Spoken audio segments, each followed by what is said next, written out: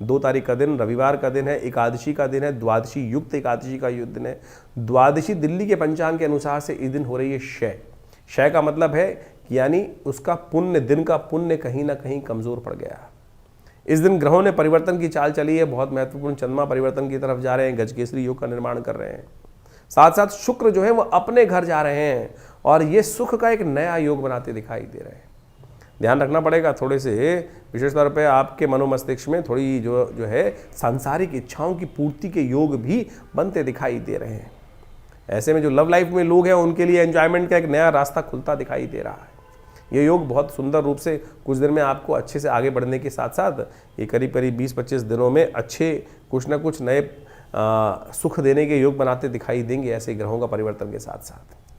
और ऐसे में देव उठनी एकादशी बन रही है, लेकिन देव उठनी एकादशी इस बार जो योग लेके आई है उस समय में कुछ खास उपाय करने की ज़रूरत है, क्योंकि एकादशी है और उसके साथ साथ द्वादशी क्षय हो रही है।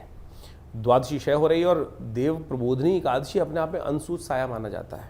बहुत लोग बिना किसी मुहूर्त को देखे भी शादी कर लेते हैं क्योंकि अनसूत साया है, नए नए मुहूर्त करने का प्रयास कर लेते हैं क्योंकि अनसूत साया की कैटेगरी में आता है। लेकिन इस बार सबसे पहले हम देव प्रबोधनी एकादशी का महत्व तो बताएंगे ही आपको, लेकिन एक बात समझ लीजिएगा, इस बार देव उठनी एकादशी भी द्वादशी क्षय है। क्षय तिथि पे कोई भी नया कार्य कभी आरंभ नहीं करना चाहिए, वो दोषयुक्त हो जाता है। तो इसलिए इस बात का ध्यान रखें कि 2 नवंबर को जो देव प्रबोधनी एकादशी का योग बन रहा है वो विशेष तौर पर द्वादशी क्षय होने के कारण से एक अनसूत साय में बहुत थोड़ा सा कुछ विघ्न उपस्थित करता दिखाई दे रहा है। तो ऐसे में थोड़ा ध्यान रखते हुए कार्य करने की ज़रूरत रहेगी। अननेसेसरी के लिए जो है बिना पूछे बिना समझे और कोई शादी विवाह इत्यादि कर लेते हैं, उनमें आगे जाकर कई बार समस्या उत्पन्न करने के योग बन जाते हैं। नए कार्यों को आरंभ करने से भी क्षय होने के योग बन जाते हैं, कहीं ना कहीं रुकावट आने के योग बन जाते हैं।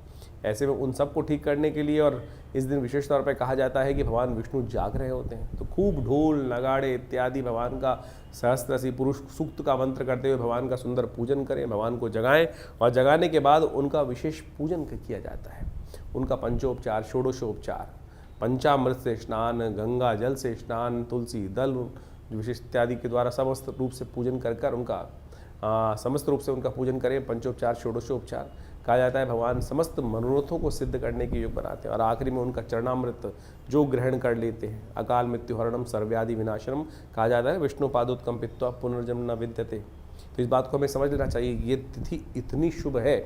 लेकिन इस बार जिस प्रकार से आप सब लोगों ने शायद ध्यान नहीं दिया होगा, लेकिन दिल्ली के पंचांग के अनुसार से जब हमने देखा तो द्वादशी क्षय आ रही है।